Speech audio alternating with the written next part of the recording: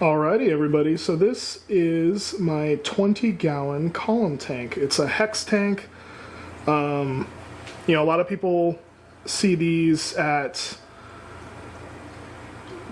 Petco. You can get these at a lot of different places. PetSmart sells these. I don't know if they still sell them. I actually got this secondhand from my brother-in-law, actually. So I don't really know, but this was actually one of the first aquascapes that I actually ended up doing in our new apartment, or sorry, our new condo that we bought. So this is downstairs. It's next to my TV. It's the one I kind of look at the most.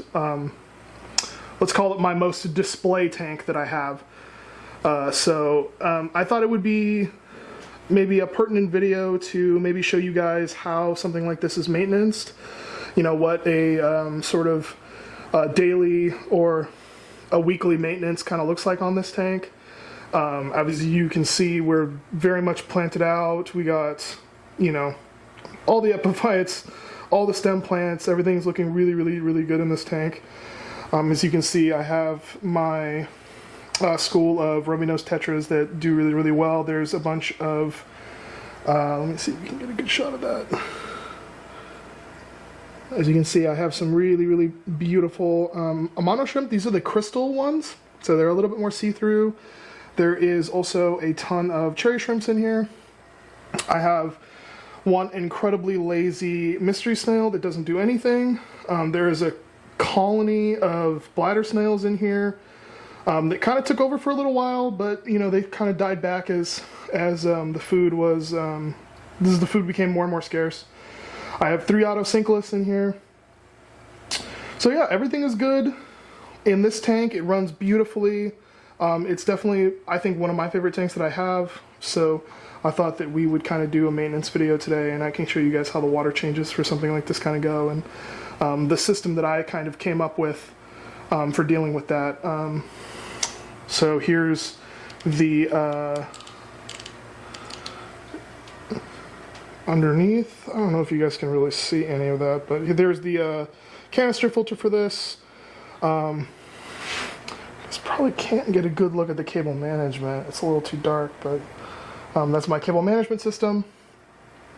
And then here is my water change system. This is a Home Depot bucket.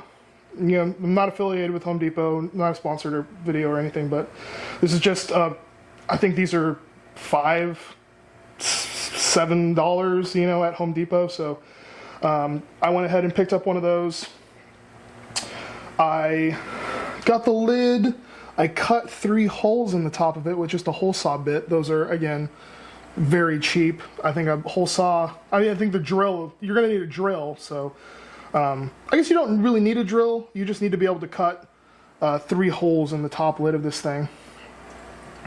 So let's get a look inside here really quick. And inside, you can kind of get a good look. There's a sump pump in there.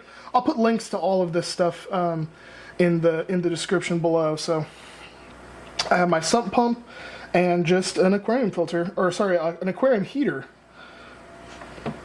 So that's all hooked up, again, to the cable management system. So it's as easy as just hitting the button, and it's good to go.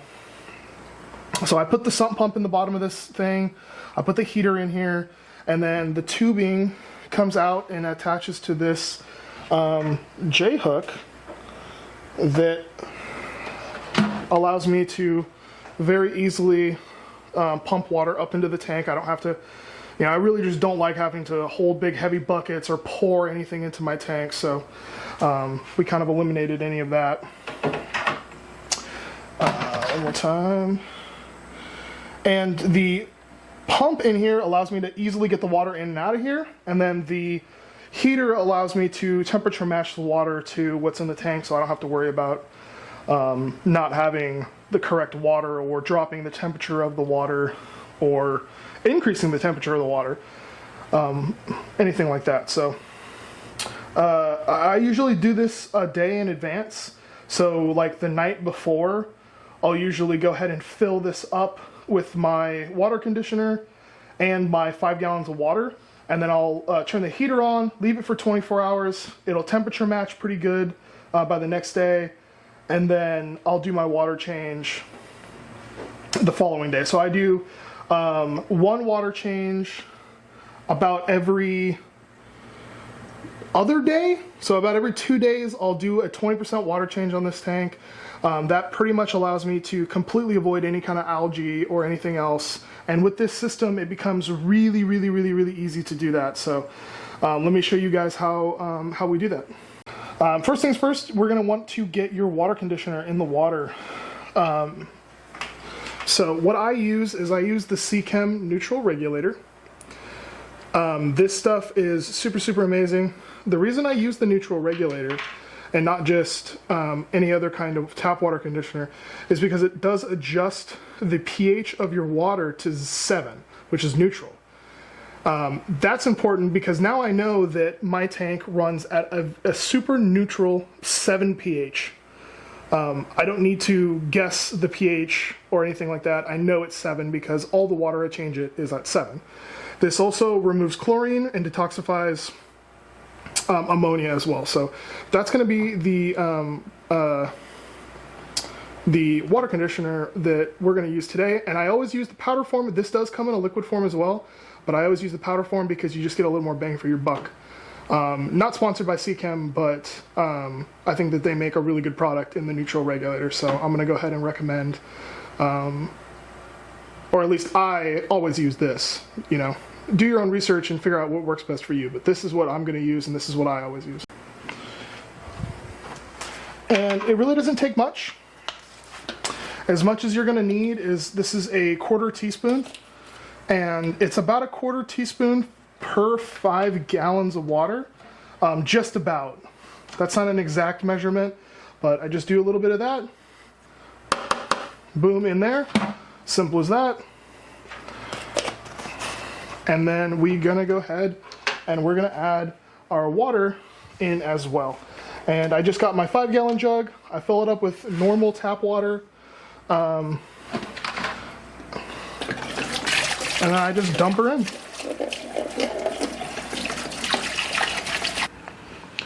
All right, next, I guess, we'll go ahead and we'll drain the water out of this thing, and then we'll go ahead and add the clean water into it. Not at the same time, but that we just need to go ahead and kick off the heater, the filter, and the power head. We'll go ahead and I'll take my dirty bucket. I don't know if you guys can see that, but it's just a bucket. This is just the bucket that I get the dirty water out of the tank or any of my tanks. I get it in here, and then I just dump this in my potted plants or whatever. This is just a nylon piece of hose. I like the nylon hose because it's a little more flexible than just like the, well, you know, plastic tubing or whatever that is. And then I just have this little plastic nub at the end. That way I can get algae and other little things a little more effectively. So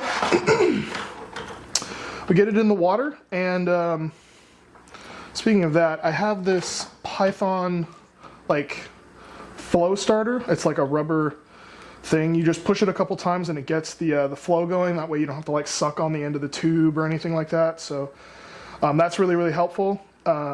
This is the Python brand one. Not affiliated with Python or sponsored by them or anything, but I just think they make a really helpful product. I always end up using this just because it makes this so much easier than trying to figure out how to do it any other way. So get the hose in there, give it a couple pumps.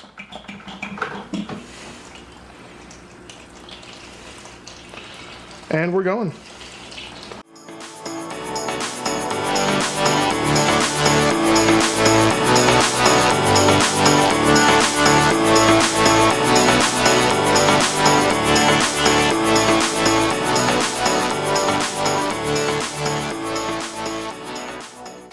And that is 5 gallons of water out.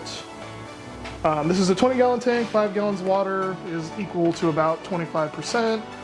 You know, it's rough. Sometimes I take more, sometimes I take less. That water is really good for watering your houseplants or your garden, anything like that. It's full of nitrates and really helpful, good like plant fertilizer-ish type of thing. I know that my houseplants absolutely love it. Any of the plants that you see in the studio 100% water with my tank water. I don't just like to waste it, so. All right, and then we just take our J-hook from our water change system, bada boom, hook it inside like so, and then below on our power system here, on our power strip, I click off the heater and I click on the sump pump. So it starts to pump the water in, and then very slowly I just open it up, and then there you go.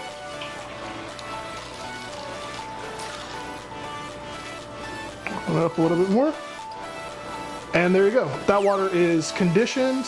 It is temperature acclimated, so it doesn't change the temperature of the water at all, and it doesn't affect our nitrite cycle by introducing any harmful chlorine or chloramines or the like.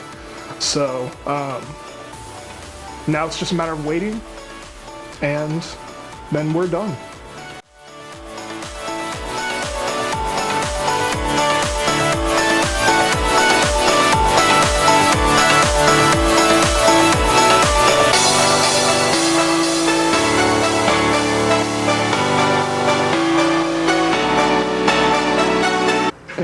Just like that, we are done. Click that off, and you just successfully did a water change in less than 5 minutes. I really enjoy this system.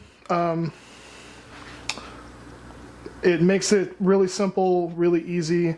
Let's go ahead and click everything back on. Let's get our heater back on. Let's get our filter back on. Let's get our power head back on. Everything's running. Next step, go ahead and add some of your beneficial bacteria. I always use the Brightwell Aquatics Microbacter 7. Not sponsored or affiliated with Brightwell Aquatics, but they make a supreme product. This is amazing stuff. If you're looking for like a maintenance bacteria or even something to kind of get your aquarium started in the first place, to get your nitrite cycle started, I really do recommend the Microbacter 7. It is on the slightly pricier side. You can get other products for cheaper, but you're not going to get a better product than this. So the recommendation is 1 capful. I just put about 1 capful every time I do a water change, just to make sure that we're maintaining those nitrites low, maintaining low nitrites in the tank. So that is pretty much that. That tank is changed. That water is changed. These fish are happy. And that's it. That whole process is about 5 minutes. It probably takes a minute or two to drain the water and a minute or two to get the water back in the tank. So just a little bit of preparation can go a long way when you're talking about an aquarium. So yeah. All right, so with this system, it makes it a lot easier to go ahead and just do the maintenance on your aquariums and stuff like that. I think that within the hobby, I think there's a tendency to not really want to do a lot of maintenance on your aquariums. I know that like Wallstead tanks are really popular nowadays, and like the whole no filter, no water change kind of a thing is really, really popular. I've never really been that into that. I really enjoy doing my water changes. I really enjoy feeling like I'm caring about my tank and caring for my tank. Instead of trying to figure out ways of doing less maintenance on my tank, I just try to find ways to making the maintenance a little bit easier. And, you know, this very, I would say, low investment into just sort of making this DIY water change system to make sure that you have a system in place for you to be able to consistently care for the water in your aquariums and to consistently care for the life in your aquarium, I think is really, really important. Water changes are a fact of owning an aquarium. The bigger your water change, the more of a kind of a pain it is. 20 gallons, you know, you're looking at carting around 5 gallons of water fairly consistently. And if you don't want to have to pick up, or if you know you don't have the ability to, let's say, pick up 5 gallons of water, which is about 40-ish pounds, something like this might work really well for you. I mean, a child could, possibly do these water changes as long as you maybe set it up for them and got the water into the bucket in the first place, or whatnot. I mean, you could even take a hose straight from your sink and fill the bucket, or a hose from outside and fill the bucket. This just makes it. This just increases your chances of consistently doing the maintenance on your tanks. So with that, I hope that you guys enjoy this content. Please like and subscribe. That really helps me out, that helps the channel out, and it helps me continue to do these videos for you guys. So thank you so much for watching. Catch you next time.